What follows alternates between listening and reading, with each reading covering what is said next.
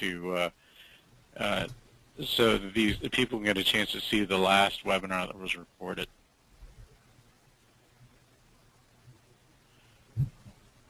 Okay. Yes, Patrick, we'll have them listed by the close of business today.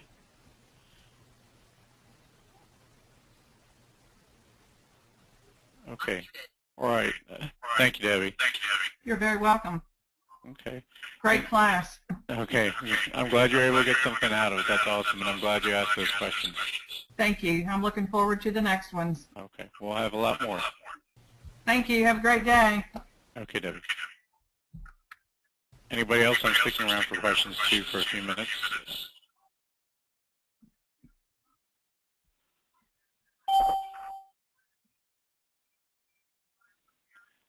George, I know you had a couple of questions here. No, I was just saying I filled out that program. Okay. It started out really nice. You want us to go ahead and look at it here? I think I never got the actual digitizing program, digitizing an email. So let's see if we can't find it. Okay. And I've paused the screen here so I can kind of dig through without compromising anyone's.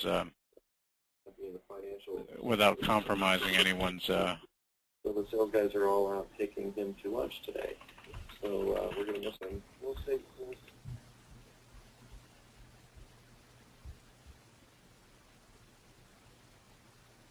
Let's see what we got, George. I'll see if I can find it again if you don't have it.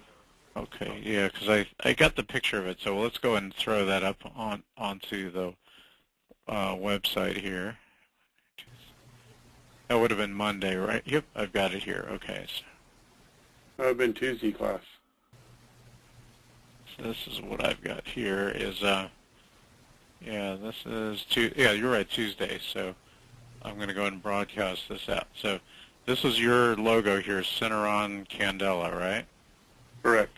Okay, so what we want to do is have a look at it. You see a little bit of looping here, so what we're going to do is kind of troubleshoot that a little bit and see how and evaluate the digitizing. And then just for the audience sake, does anybody have, or do you have what kind of material is this that you're sewing it on? Is this the actual material? It's going on a scrub. Okay, all right. And the scrubs are actually pretty good material because they're flat, they don't stretch, and they don't have any kind of texture. So that goes against all the special problems we have, which means this should sew out pretty cleanly. So let's have a look at it. Would you be willing to share the DST design? Because now I know, just looking through this, I don't have that design in here. Okay, let me see if I can shoot it out here. Okay, I got something I think last night, and but it didn't. But something didn't really come through.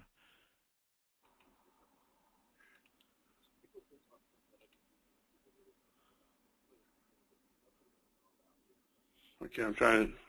Let me go to Floriani here. I have it saved there. Okay, no problem. Just shoot me an email of it. Okay, in the meantime, we'll have a look at this and just kind of, I'm going to go and bring it back up on the screen. It's probably still up on the screen here. We're looking at standard lettering on scrubs, and believe it or not, scrubs are actually pretty easy to sew on because A, they don't stretch, B, they're flat, and C, they don't have any kind of texture to them. What can be tricky about scrubs is we're sewing on hats and maybe in some corners. Sometimes they can be difficult to hoop just because there may be you're putting them in some strange places other than the standard left chest or right chest. But if you can hoop them well, there shouldn't be any kind of issues. Now we're seeing a few loops here. They're not too bad. And then you're also seeing some challenges. If you look at this logo here, you have a lot of stripes down the middle, and it's trying to render maybe a gradient here on the right side that looks like a little flame, and then a solid white here on the left. So what the digitizer chose to do was create this in a traditional satin column on the left side, and on the right we've got horizontal columns going up and down, and I'm going to guess, George, that the artwork that's what that looks like. So let's see if we can bring that up and talk about the digitizing challenges of that. Like somebody told you, it may be hard to. It was more difficult. You're right. So, and I'm going to look for the logo. And here it is. And I'm going to bring it up. I'm going to bring it up closer.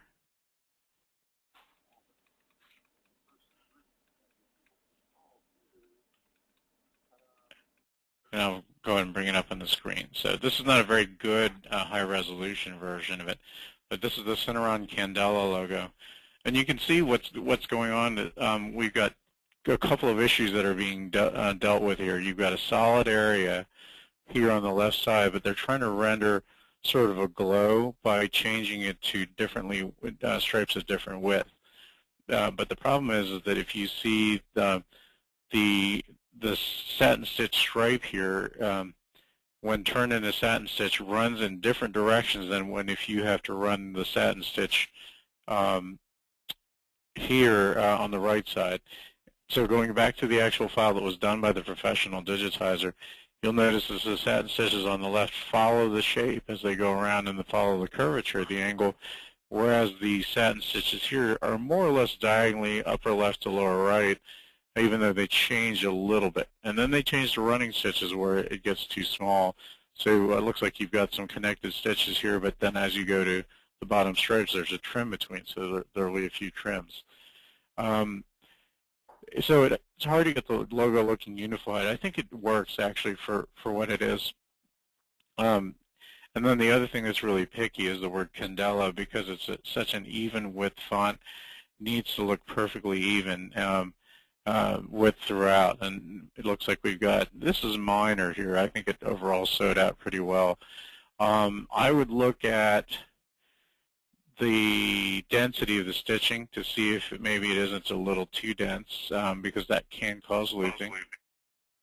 And maybe I'm curious about the underlay that they have under here without seeing the design that might have straightened that out a little bit and given you a smoother stitch. But if you actually sewed this out on scrubs, this should sew out pretty well for the customer. As long as you stabilize it okay. So those are some of the tricks that challenges that present themselves. Another thing that presents itself is that because this side of the flame is pulling itself this way, and this side of the flame, the stitches are stacked horizontally, even though we're running up and down, the push is horizontal, and they'll push themselves out this way. These will pull themselves in this way. So you've got two different directions of stretch and pull that are threatening to make this not quite so even a logo. It looks like it's sewed out pretty well, and scrubs are a good starting point, but I'd say this might be a little bit challenging if you try to put the same logo on, let's say, for example, on a Picanic golf shirt, in which case the things that we talked about already in my little list, varying settings between different materials can come into play. For example, if you're going to sew that on a stretchy material, then stabilize the entire area first by using an underlay to sew it to the stabilizer, and then use either cutaway or 2 layers of mesh backing. If you were sewing on something thick, then you're going to beef some of those satin stitches up. So in the case of this live example, you would actually make these a little bit wider in the digitizing, or in your embroidery machine, like you would add satin width like you saw in the class a couple days ago. Textured stuff, you would lay down some water-soluble topping, and then in wovens, you would use a bigger needle. So this is where, if you're given a logo that was done where every fine detail is very important for the quality, then you want to match that against what you told the digitizer it's for. And if you need to try it on different other logos, then you want to try these compensations to make sure you have consistent quality across the board. So that's a good example there. That's a pretty good example there, logo. So, and Heidi, yes, an additional underlay would help. And of course, sight unseen, maybe there is good underlay under here too. So it's relative. It's relative too. So let me see what and let me see if we got this here. Okay, George, we've got it here.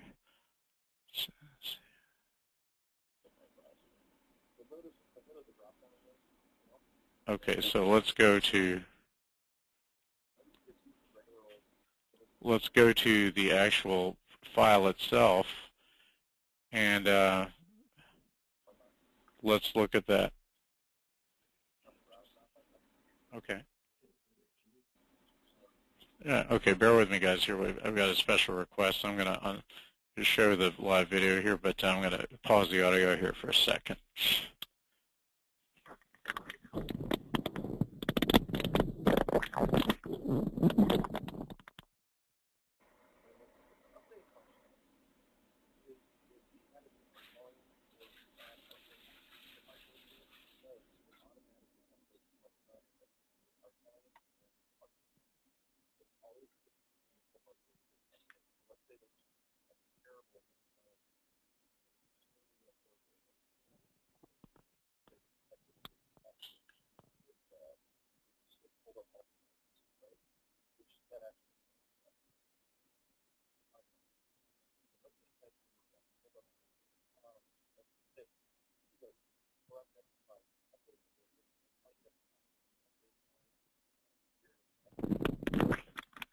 All right, I've got somebody joining in here in a couple minutes that had some questions about Stitch and Sew, so we're going to definitely go over time. You all are welcome to drop out at any point if you need to go. I respect that everybody's got some schedules. So let's find this logo. It's called Cineron Candela, and let's look at what they did. And the first thing you want to do when you're looking at a logo, a lot of experienced digitizers will do this themselves, is that they'll actually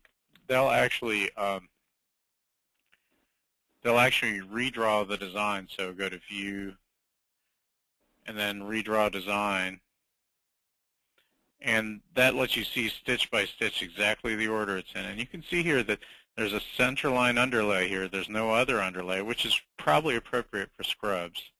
So I do like that.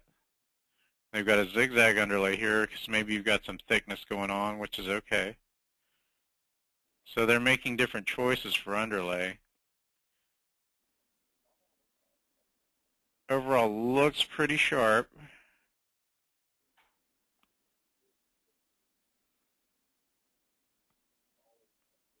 Centerline underlay here, so the left side is centerline underlay, and it looks like they're doing it continuously.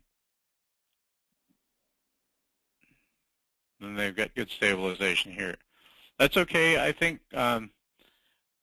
they probably could have drawn it a little bit more exactly here if you zoom up on it. And let me see if we can find the logo.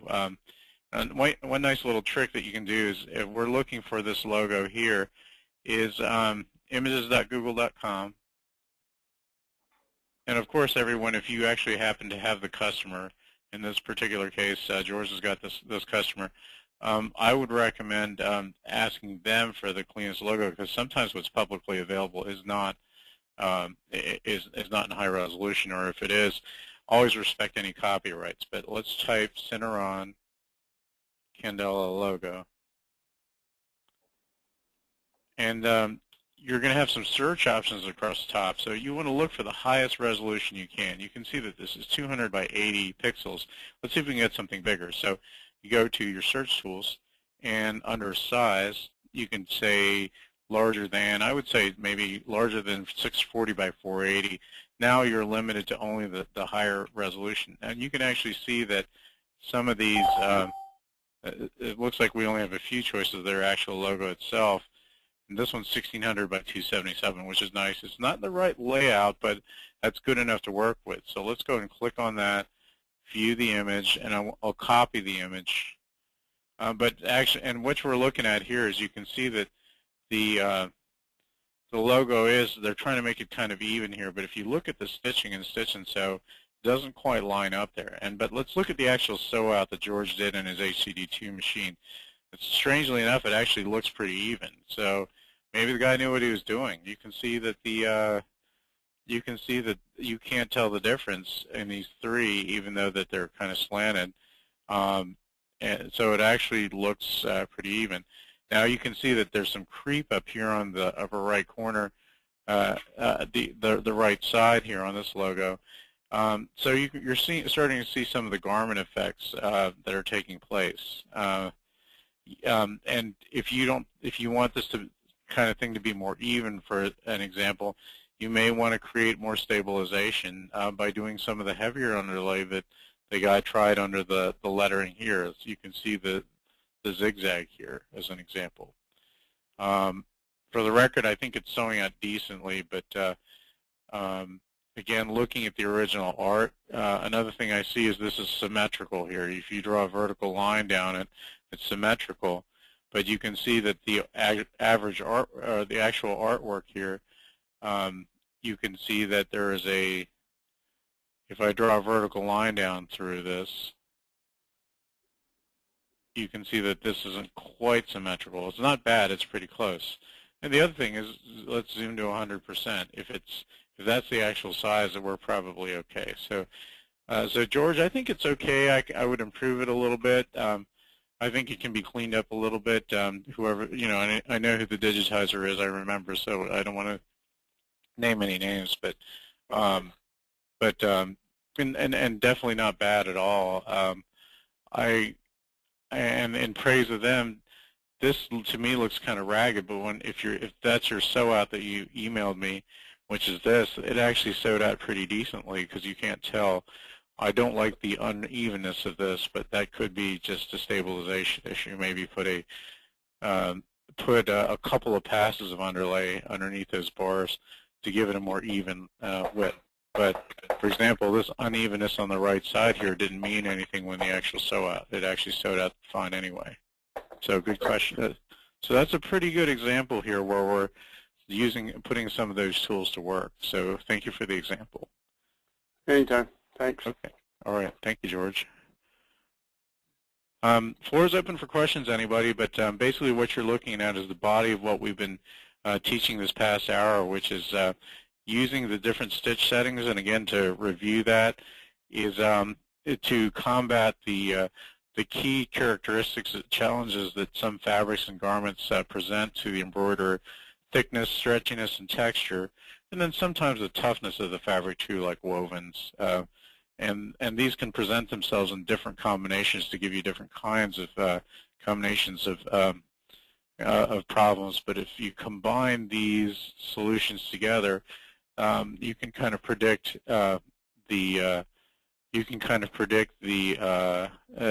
what's going to happen and what you need to do. We've got a question: is can you watch the webinar after it's ended? Yes, absolutely. We're recording this so that some customers that didn't get a chance to see the first half of it will be able to look at it. So it is our policy to record the webinar to record the webinar and make it available for everybody so that they can get any tips after the fact. Debbie, go ahead and ask your question if you want to go ahead and do so. Let me see if we're unmuted here. Go ahead. Okay, when you say add more underlay, are you talking about the sheets that we use, or more underlay on the item itself, on the stitch and sew design? Underlay meaning the stitching that sews before the full density satin stitch. The material that goes underneath is called stabilizer. Oh, that's right, yeah. Yeah, okay. No problem. Good question. So if you want to add some more, you go up to where I forgot. Go into editing, right. Oh, so, and to edit, okay. Right, so I would select, now we're about to learn something very interesting here, so it's interesting that you asked that question. I'm going to zoom up on, and the right way to change the settings is select a section, go into editing, and then you want to go into your embroidery settings. And normally at this point you would see the settings that this is created at. But this is a DST file. So once you save a file into DST format, then you wind up losing the special adjustable settings. So as an example, I'm going to go ahead and digitize this part of the logo again, just maybe this S. So let's say we want to add more underlay here. This would have been digitized with what's called the column tool. So I'll go ahead and create some fresh column stitches here. Oh, I need to be doing that with the column tool. Bear with me. Digitizing with the column tool. And we'll create something in a different color so it stands out. So as you're drawing, if you ever have to blow yourself up pretty big, 600% is usually good enough. I'm at 593, which is good enough, so that if you're drawing accurately at 600%, then it should be accurate enough when it says at 100%. That's an old digitizer's maxim, and it holds pretty true. The more precisely and closely you draw, just like an artist sticks their eye close to the moves their head close to the canvas for finer detail, you'll wind up getting better quality results, more accurate representations of the art by zooming in or, again, virtually putting your eye closer. So, in fact, I can see that I'm off a little bit here, so I'm going to zoom in. You can see that I went to 1100%, and I can see that the sweep of this curve was a little bit off. Oops. Sweep of this curve is a little off, so you can see I can adjust the curvature sweep here so that we can be super exact if need be. You can. The nice thing about Stitch and Sew is you can be very picky about the shape and really have professional quality logos if it came down to that. All right, so I'm going to create the stitch, and I'm going to move this off to the side just so you can see this, and I'll hit Stitch it. It's going to ask me for my first stitch and last stitch. Now I've finally created the shape. And I've done it in exactly the same way. I've got a center line underlay of about a medium density of 4. It's actually a little bit on the light side. But getting back to Debbie's original question is, if I click on editing and then I select this shape, you can see that there's no characteristics because DST files lose their ability to edit their gross characteristics like density, underlay, and pull compensation. But if something was done in Stitch and Sew like this, then I can edit this, and if I want to match that, this looks like more of a 3 than a 4, so I hit 3. When I hit apply, watch what happens to the density of these stitches. I hit apply, and now it's a little bit more dense. And you can see the sweep looks a little bit, maybe a little bit cleaner, maybe not. I think it's a little bit close here. You can see that there's tight stitches in here that both programs pulled in. This is a different digitizing program, but both programs pulled in short stitches here because of how tight the ratio is, or how big the ratio of the inner curve is to the outside. When it reaches a certain point, the programs will automatically pull in some of the stitches. But now answering if I want to change underlay, I can now add, let's say I want a zigzag underlay, hit apply, and now I've got a zigzag underlay here where I could not do that with a DST file. Now, Stitch and Sew will let you change the density of DST files, and that's different. You can go to right-click, change density, and this is the way you would change the density on a DST type file. Let's say we want to increase it. You want to make them in small increments, so I'll say 20%. I want to increase the density. You can see we're at 3,483 stitches. If I hit OK, then it added about 20 stitches to this overall shape. It made it denser, and sure enough, this looks a little bit denser here. So these are the editing capabilities you have with a design that you've already gotten. So very good question. Sometimes you can edit the density if it was something you created, such as text. But if it was something that was created by another digitizer, it's usually going to be in DST, and it won't be as editable as I've been talking about today. So good question, Debbie. Thank you. Okay. Any other comments on this particular logo? Because I think it's a great teaching logo. One thing that I'll say about this is good corporate design, just a few recognizable shapes, and very few, if very few colors. In this case, it's just one. And that lends itself to easily being the bread and butter of a lot of embroidery houses like yourselves, because simpler color and simpler design translates to really good sewability for garments that you typically do as an embroiderer, such as polo shirts, sweatshirts, Oxford shirts, and other good corporate ID.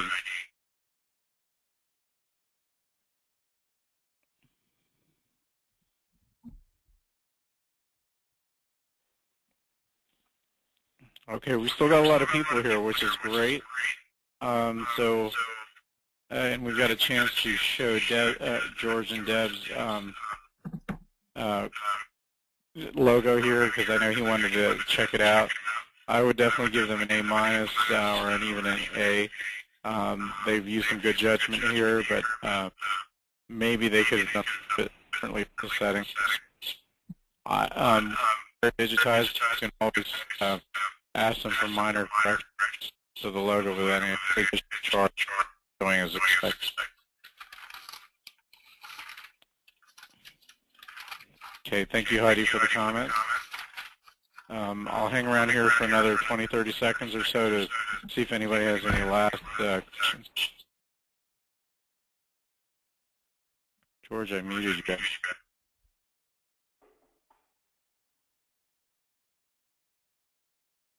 Okay. Thanks, Ray. Hey, no problem, George. Renee, if we have a question, is the easiest way to get in touch with you via email? Yeah, so if y'all need to reach me, I'm the education manager for TextMac, so my email address, if you have learning questions, is rrosales, which is Renee Rosales, at textmacusa.com. Okay. All right, Kelly, looks like you need help on Happy Link, so we'll see if we can help you shortly after the webinar. I'll give you a call. I do have your telephone number now. Okay. Okay. Oh, and I also, Rich, if you're able to ask me any questions there, I want to see. I know that somebody told me you were having some questions, so I want to check out any kind of problems that you're having. Anything I can do for you if you're able to hear me. Yeah, I can hear you. I'm, new with this. I've only been at it for a few days, and I'm trying to, I've been able to digitize a couple of basic things, but on the screen where it says transmit to Happy and then Happy Link. Okay. Let's say I get a generic design, and I bring it up. I change the colors of the designs. I tweak the design a little bit. It's in Stitch and Sew on the main page, and then I want to go transmit it. It reverts back to its original format, color. Right. Okay. And that's what it will do. That's the nature of the DST. So let's go and talk about that a little bit. So let's say you've got a design. Let's say maybe digitized by somebody else, or you've got a stock design that you want to set up, right? Right. Okay. Or even if I just went to create, and I just grabbed just one of those silly cartoon designs out of the library.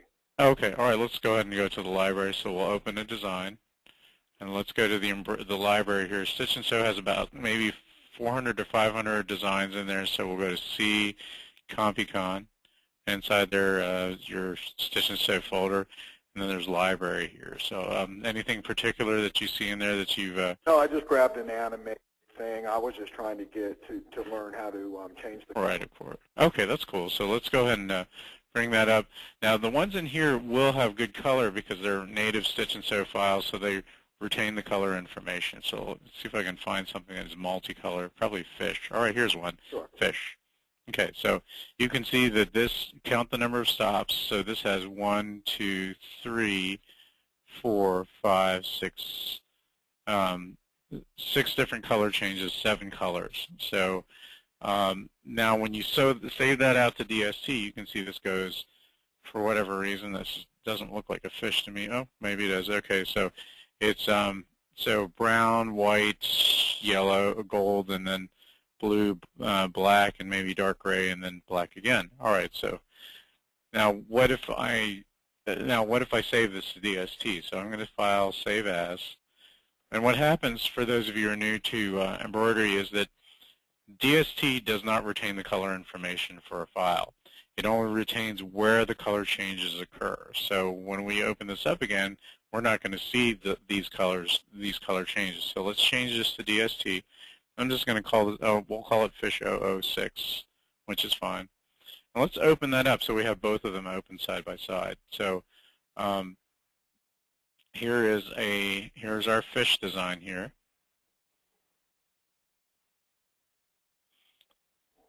Now let's open up that fish, the DST version of that fish design. So I'll go to File and Open, and there's my DST design there.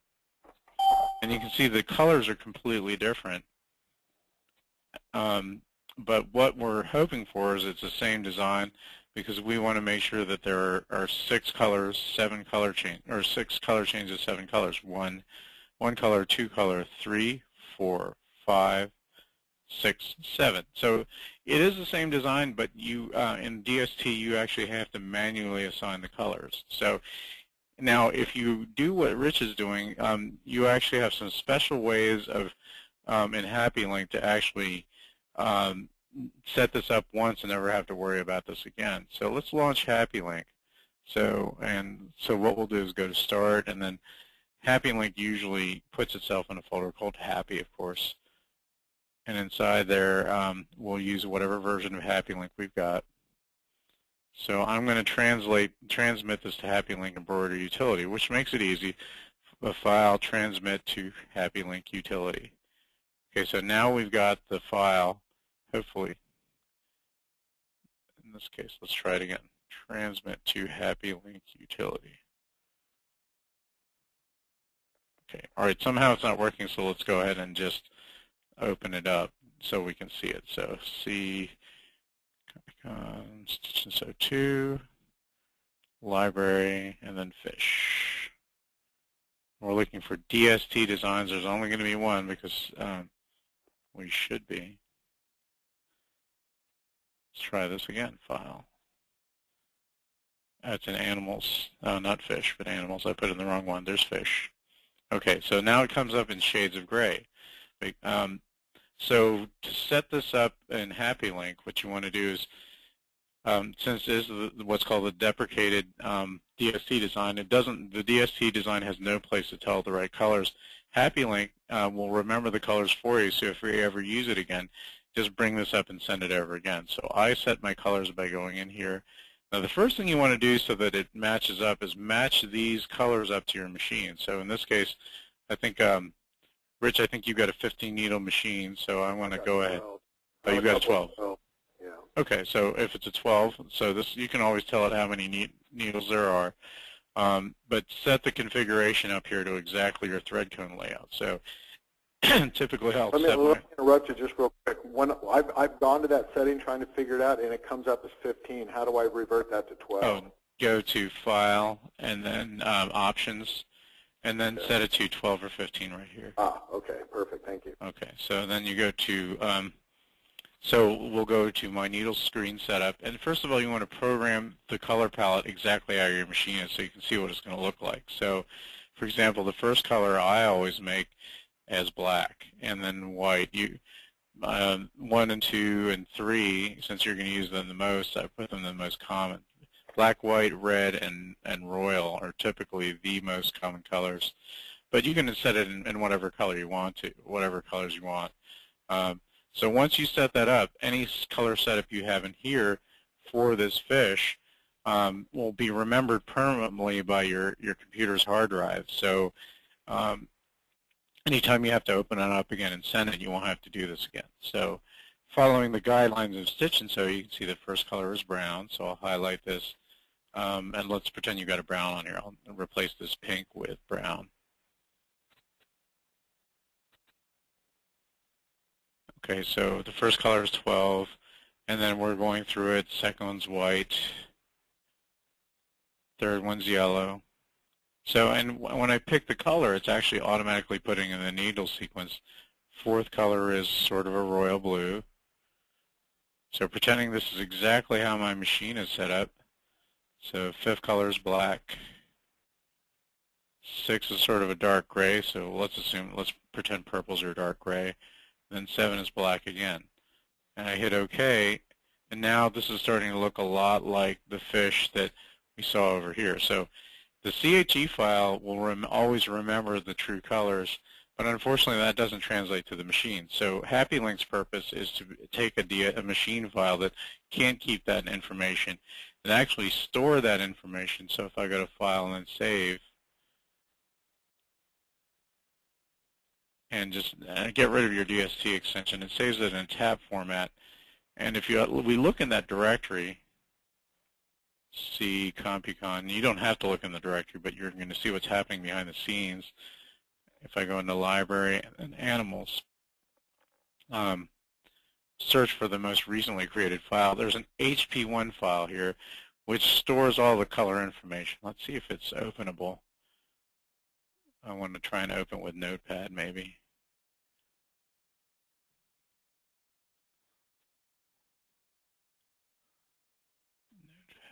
Just in case. I don't know if what will be in here, but it's going to be basic, very, very basic information. You can see fish.tap and then some coded language, but basically it's remember the color changes for each. So every time you open this fish file, it'll then send the needle sequence over. So that's probably if your workflow is important to you that it remembers the colors rather than you set them up manually, then you can go ahead and do that. And then for the simpler colors, designs with color changes, is set them up in the machine.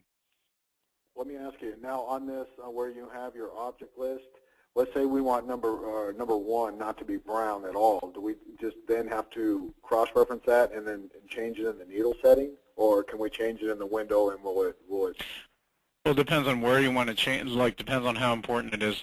Let's say you think it's going to be, you're expecting reorders for the design, the customer will come back at a time that's not convenient for you to remember it. Then remember it in the Stitch and Sew CHE file because it'll always remember your colors. And there's some things you can do with it, like let's say I want to change that color, and I want to use, and I will pick whatever color is in here, or I want to choose from thread colors, whatever it is. Like you can always go, but let's say you pick a specific color. And the CHE file will always remember that color, but make sure that you make sure in Happy Link that you keep your Happy Link, your thread setups identically to that setup. Because if I'm going to do one design with, say, one color variation in the design, I would have to save it as 2 files. Right. Yeah.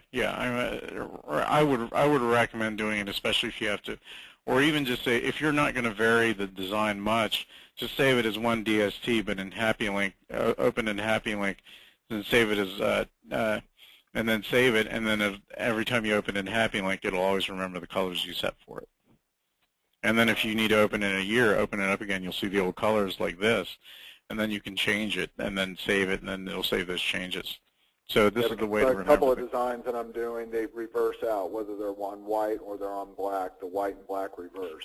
Oh yeah, then give them give them one as like if this one, call it fish positive and the other one fish negative or something like that. Okay. Yeah. Right. So because they're technically 2 different jobs, so go ahead and give them 2 names in in Windows. Right. And then you'll have 2 separate files for them. All right. Well, that helps. I appreciate it. Okay, no problem. All right. So for those of you who had a little time to stay with us a little bit later, we've actually opened up some new sets of questions. So I want to check to see if there are any anybody else has any other questions. Kelly, I know that may have answered some of your questions for your customer because there have been some people asking about the Happy Link. The floor is open for any other questions as well.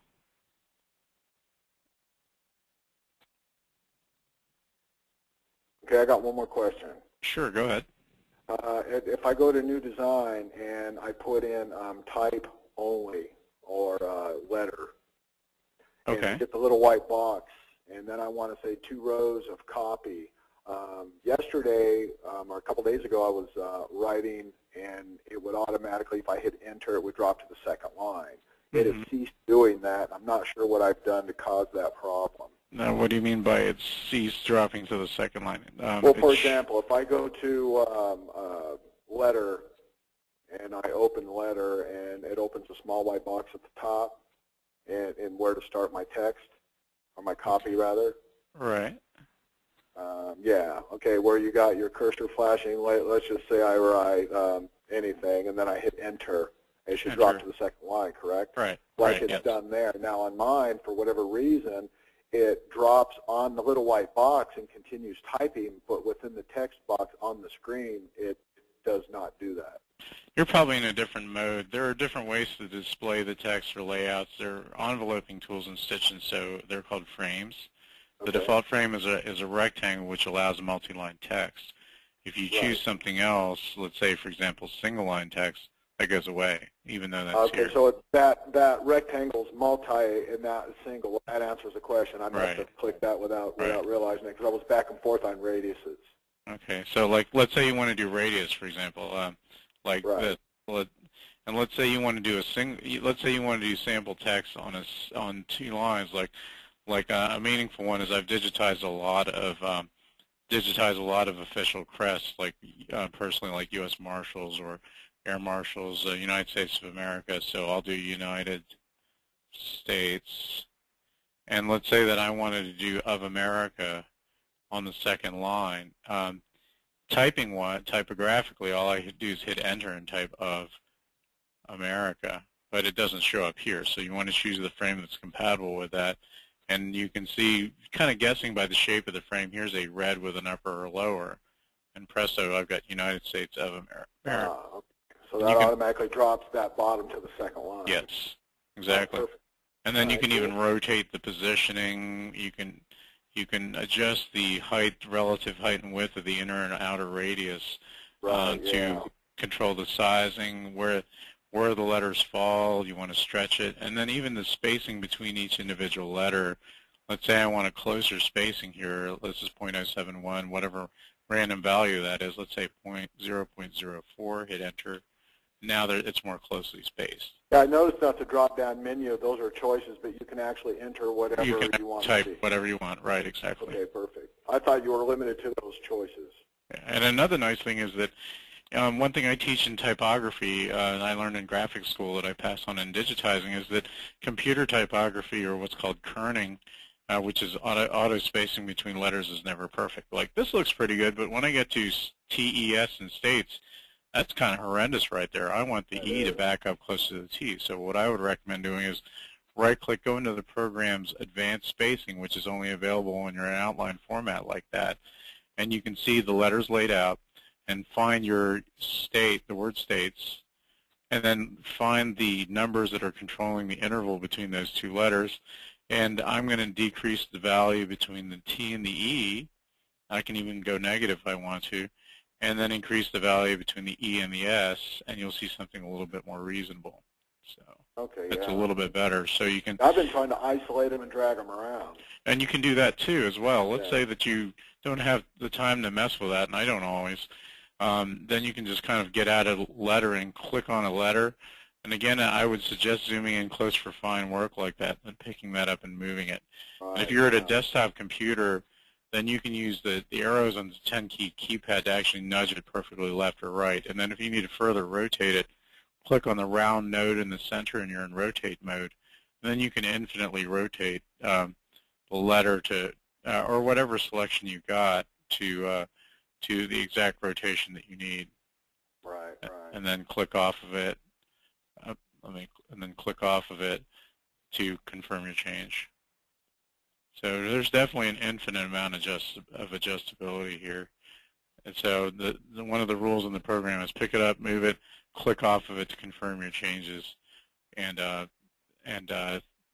let's say, for example, I want to drop cap these letters, and I want to drop cap them by the same amount. Select both by the control key, and then you can size them up. Now they're both sized up identically, so that even though they're not in the same line, you've basically sized them uniformly. All right. Can I ask you one more question? Sure, no problem. Let's say if we had United States and they were straight and they were stacked.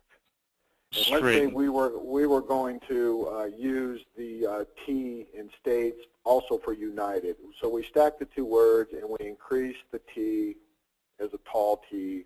It's kind of a graphic. Okay, let's try that. Yeah, let's try that. Okay, so let's redo it in lettering. You can do what's called reset of your frame. So I'll reset my frame to rectangle, and it goes back. Oh, I want to edit. Go into editing. Select a letter in the group that you're doing, hit character edit. That goes back to your default outline. Go to how you've got it programmed and change your frame. Oh, cool. And then I've been redoing it. And then you can go to United, and then let's stack them. And from there, I would actually kind of mess with this individually because we're doing something a little bit out of normal sequence. So Do as much typographically as you can. Maybe even play with the alignment. Yep, that aligned pretty well so that the T's seem to stack. And let's just go and, unfortunately, there's no letting space adjustment, but you can just kind of nudge them together and then delete the second T or the first, it doesn't matter. Highlight, delete, and then pick this up, click on it, and then grab your handles. Stretch it. Yeah. Stretch it, and that's one way of doing it. And of course, now you've got a distorted letter. If you want to keep it in proportion, you can even edit the vector lines. If I zoom in, always zoom in when you're doing fine work. Go into editing, select your letter, and you can actually pick up the vector lines and keep your letters in proportion. Hit enter. Now we're keeping the letters in character, but maybe stretching the only one characteristic, which is the vertical stem that we wanted to stretch. All right, perfect. Okay. All right, so you kind of get the idea there of how you would do something like that. Right, right. I've got a logo that's kind of artsy, and it utilizes something like that. So I was just wondering how to create it. And you can always do it in a desktop, home publishing, but I'm trying to learn all this again in a new program. So. And it's tricky, but once you know a few tricks, and you can always create anything in the program. Let's say that it's graphically you're trying to make something completely different, then you can always go in and create your own background. I'm sorry. Color. Say if I was going to put a square in the back in a red box and stack the United on top of it. Okay. Oh, with color? Yeah, sure. So I'll just create a goofy little T here just to give an example of stuff that you can do, and then we'll create our box behind it like you asked. And you can even sequence that to sew behind everything, for example.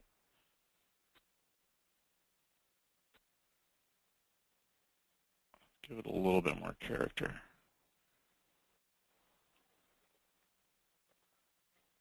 You'll kind of get the idea. Get a little more taper. And in this case, you probably want to you'll resequence this so that it looks right. I can go into and take these and have them sew first. So the start of the design, that way United States says on top of that.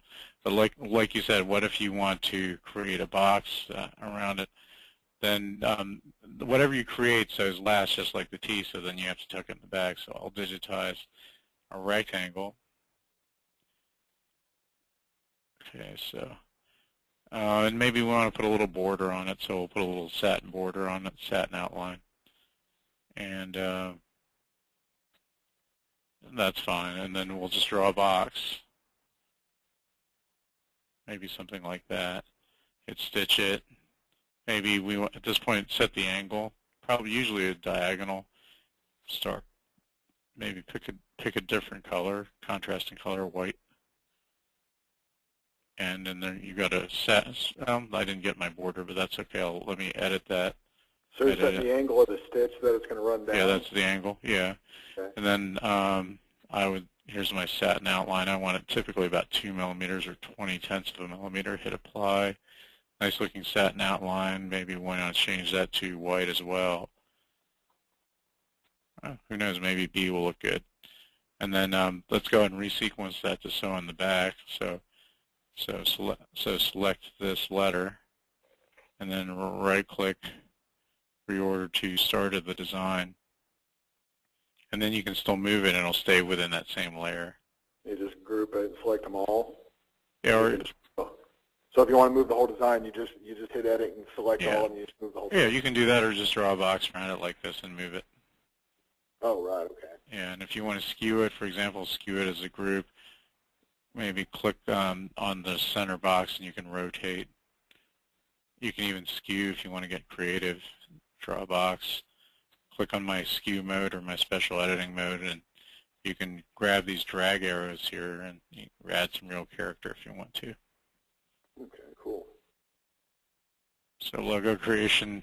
So it's a fun logo creation with Stitch and Sew, just going, it's kind of neat. It's kind of neat is that, hey, let's have a bunch of people standing around that are creative. click on that, move that kind of thing, and we can actually do some real creative work there. Not sure it'd be a good U.S. logo, but that's a good-looking corporate logo, I think. So. Yeah. I mean, the stacking and then the geometric shapes are something that I've been working on trying to figure out in a whole new format, so that helps a lot. Cool.